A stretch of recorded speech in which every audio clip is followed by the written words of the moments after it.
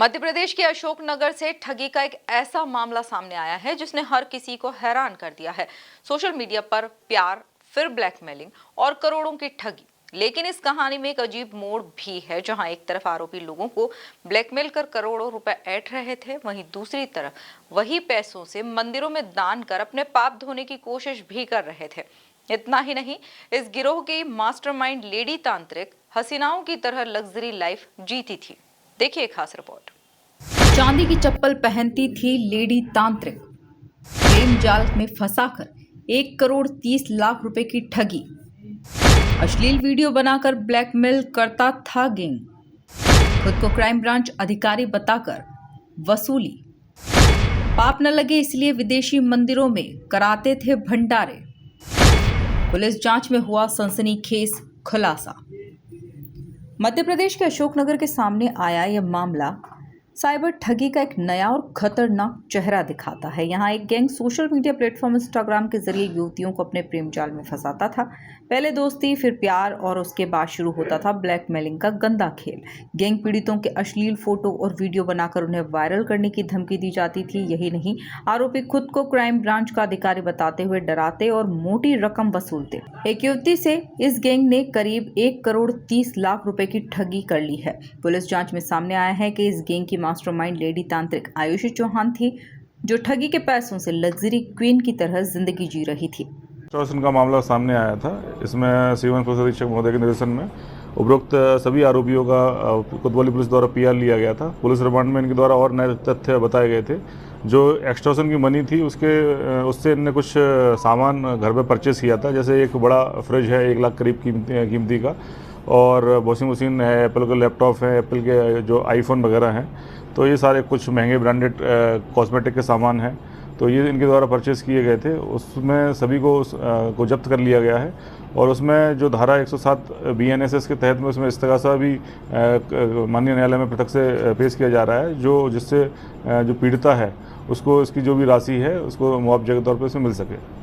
अभी जो अनुमानित कीमत अभी हमने जो जब्त की है उसमें करीब हमने 70 से 80 लाख रुपए का सामान जो है वो रिकवर कर लिया है, और भी अभी इसमें पीआर पे हैं, तो और भी हम इनसे गहन पूछताछ कर रहे हैं। किसी जो कुछ वस्तुएं उनके बिल अभी उपलब्ध नहीं हो पाए हैं, तो उनके बिल उपलब्ध होने के बाद उनको भी हम जब्त करेंगे। तो उसके बाद भी कुछ और इसमें जो आरोपी है आकाश चौहान, उसने किसी अपने मित्र से फ़ोन लगवाया था। चूँकि उसकी तलाश अभी चल रही है, उसके संबंध में अभी विवेचना चलेगी। जो भी जैसे क्लियर हो पाएगा तो उसके बाद उस पर भी वैधानिक कार्रवाई की जाएगी। सर, इनके जो लैपटॉप मोबाइल जब्त किए अभी इनके जो लैपटॉप है उनका भी उनको FSL जांच हेतु भेजा जाएगा। FSL के बाद जो भी रिपोर्ट उसमें सामने आएगी तो उस पर भी निष्पक्ष तरह से जाँच की जाएगी। अभी ऐसा कुछ क्लियर नहीं है, हमारी जाँच में अभी ऐसा नहीं मिला है, चूँकि इसमें अभी हम और क्लियर करेंगे सामने जाके, और FSL से जो भी जाँच रिपोर्ट आएगी उसके बाद ही इसमें वैधानिक कार्रवाई। यह हसीना वह चांदी की चप्पल पहनती थी और उसके पास चांदी का पर्स भी था। आरोपियों ने लाखों रुपए के सोने चांदी के जेवर खरीदे, महंगी गाड़ियां ली, जिसमें थार भी शामिल है। इतना ही नहीं, यह गैंग ठगी के पैसों से असम, पश्चिम बंगाल, राजस्थान और नेपाल तक घूमने जाया करते थे। लेकिन कहानी का सबसे चौंकाने वाला पहलू यह है कि आरोपी अपने पाप धोने के लिए मंदिरों में दान पुण्य भी करते थे।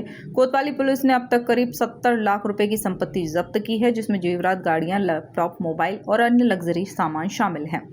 इनका मेन जो सबसे ज़्यादा इनने पैसा खर्च किया है, इनने घूमने फिरने में किया है। चूँकि ये जो आरोपी महिला है वो एस्ट्रोलॉजर थी, तो ये आसाम और पश्चिम बंगाल, नेपाल मंदिरों में अपनी गाड़ी से घूमते थे। तो उसमें इनने, और राजस्थान तरफ भी इनका जाना इनके द्वारा बताया गया है, तो उसमें इनने काफ़ी पैसा खर्च किया है। और इनके द्वारा जो भी लग्जरी जीवन शैली के लिए जो भी सामान वगैरह खरीदना है तो वो इन्हें खरीदे हैं। करीब इनने 50 लाख के आसपास की ज्वेलरी खरीदी थी उसमें, तो वही हमने जब्त कर ली। इसके संबंध में अभी हम और भी मार्गदर्शन प्राप्त करके वो आगे कार्रवाई। अभी चूँकि ये आपको जैसे ज्ञात है, ये सभी अभी पीआर पे हैं, पुलिस रिमांड पे हैं, तो इसमें अभी इनसे जो इसके संबंध में भी पूछताछ की जा रही है। अगर ऐसे कोई तथ्य सामने आएंगे तो उसकी भी अलग से वैधानिक कार्रवाई करेंगे। बिल्कुल, लैपटॉप में जो कुछ ऐसे कुछ जो तथ्य सामने आए हैं, वीडियो वगैरह का जो होना बताया था, तो उनमें संबंध में सब एक वीडियो को अलग से वेरीफाई किया जाएगा, और वेरीफाई करने के बाद अगर किसी के साथ में, अन्य किसी व्यक्ति के साथ में भी इस तरह का कोई एक्सटॉर्शन हुआ होगा तो उसमें भी पृथक से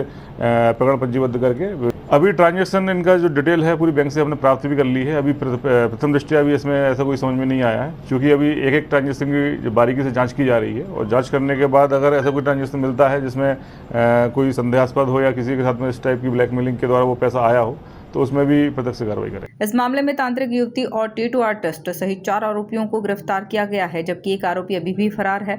फिलहाल पुलिस सभी बैंक ट्रांजैक्शन की जांच कर रही है और जब्त किए गए मोबाइल और लैपटॉप को FSL भेजा गया है ताकि पता लगाया जा सके कि इस गैंग ने और कितने लोगों को अपना शिकार बनाया है। Bureau report MP news, Ashoknagar.